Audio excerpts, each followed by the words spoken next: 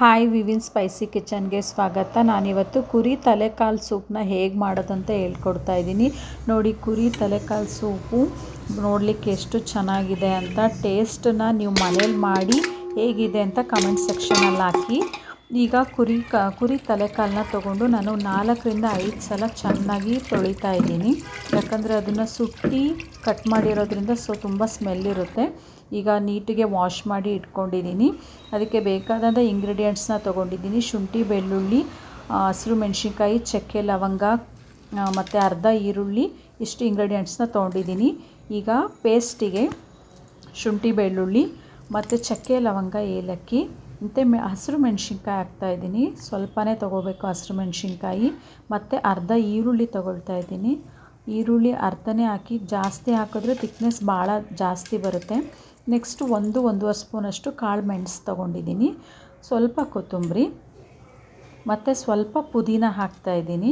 ಇದಿಷ್ಟು ನೈಸಾಗಿ fine paste ಮಾಡ್ಕೋಬೇಕು. Next ಬಂದು ಒಂದು ಪ್ಯಾನಿಗೆ ಆಯಿಲ್ ಹಾಕ್ತಾಯಿದ್ದೀನಿ.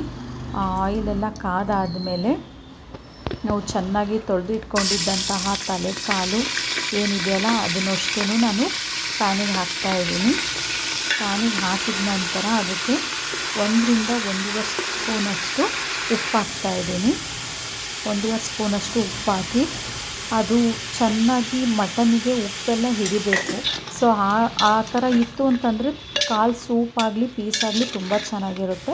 ಅದಕ್ಕೋಸ್ಕರ ಇವಾಗ ನಾನು ಮಿಕ್ಸ್ ಮಾಡಿ 5ರಿಂದ 10 ನಿಮಿಷದ ಕಾಲ ನಾನು ಅದನ್ನು ಸ್ವಲ್ಪ ಕ್ಲೋಸ್ ಮಾಡಿ ಇಡ್ತಾಯಿದ್ದೀನಿ. ನೋಡಿ, ಇವಾಗ 5ರಿಂದ 10 ನಿಮಿಷ ಆಗಿದೆ. ಇವಾಗ ನೀರೆಲ್ಲ ಬಿಟ್ಕೊಳ್ತಾ ಇದೆ. ಸೊ ಆ ಪೀಸಿಗೂ ಉಪ್ಪೆಲ್ಲ ಹಿಡಿದಿರುತ್ತೆ. ಇವಾಗ ಅದನ್ನು ಚೆನ್ನಾಗಿ ಮಿಕ್ಸ್ ಮಾಡಿ ಅದಾದಮೇಲೆ ನಾವು ರುಬ್ಬಿಟ್ಕೊಂಡಿದ್ದಂಥ ಪೇಸ್ಟ್ ಇದೆಯಲ್ಲ ಅದನ್ನು ಮಿಕ್ಸ್ ಮಾಡ್ತಾಯಿದ್ದೀನಿ. ಇವಾಗ ನಾವು ರುಬ್ಬಿಟ್ಟಿದ್ದಂತಹ ಪೇಸ್ಟನ್ನ ಮಿಕ್ಸ್ ಮಾಡ್ತಾಯಿದ್ದೀನಿ. ನೋಡಿ, ಫೈನ್ ಪೇಸ್ಟ್ ಮಾಡ್ಕೊಂಡಿದ್ದೀನಿ. ಈಗ ಅದಕ್ಕೆ ಹಾಕಿ ಚೆನ್ನಾಗಿ ಅದನ್ನು ಮಿಕ್ಸ್ ಮಾಡಿ ಅದಾದಮೇಲೆ ಅರಿಶಿಣ, ಅರ್ಧ ಸ್ಪೂನ್ ಅರಿಶಿಣ, 1 ಟೇಬಲ್ ಸ್ಪೂನ್ ಧನಿಯಾ ಪುಡಿ ಮತ್ತು ಮೇಲ್ಗಡೆ ಅದಕ್ಕೆ ಸ್ವಲ್ಪ ಕೊತ್ತಂಬರಿ ಹಾಕ್ತಾಯಿದ್ದೀನಿ. ಮೇಲಂಗೆ ಹೆಚ್ಚಾಕಿದ್ದೀನಿ. ಈಗ ಅದನ್ನು ಕ್ಲೋಸ್ ಮಾಡ್ತಾಯಿದ್ದೀನಿ.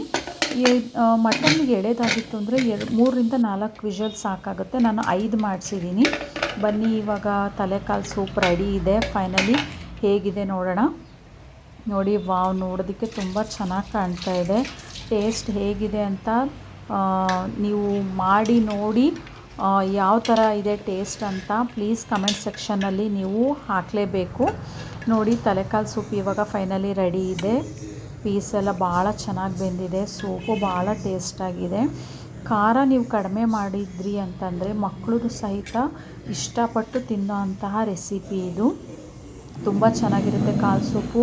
ನಮ್ಮ ಬಾಡಿ ಬೋನ್ಸ್ಗೂ ತುಂಬ ಹೆಲ್ದಿ ಇದು. ನಾವು ಸೂಪ್ ಕುಡಿಯೋದ್ರಿಂದ ಬೋನ್ಸ್ ಸ್ಟ್ರಾಂಗ್ ಆಗುತ್ತೆ. ಅದಕ್ಕೋಸ್ಕರ ಮಕ್ಕಳಿಗೂ ಸಹಿತ ಕುಡಿಸಿ, ನೀವೂ ಕುಡೀರಿ.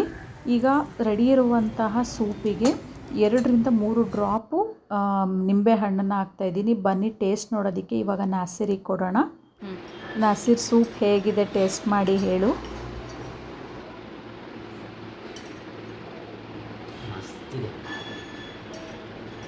ಈ ಚಳಿಗಾಲದಾಗೆ ಮಳೆ ಟೈಮಿಗೆ ಸೂಪು.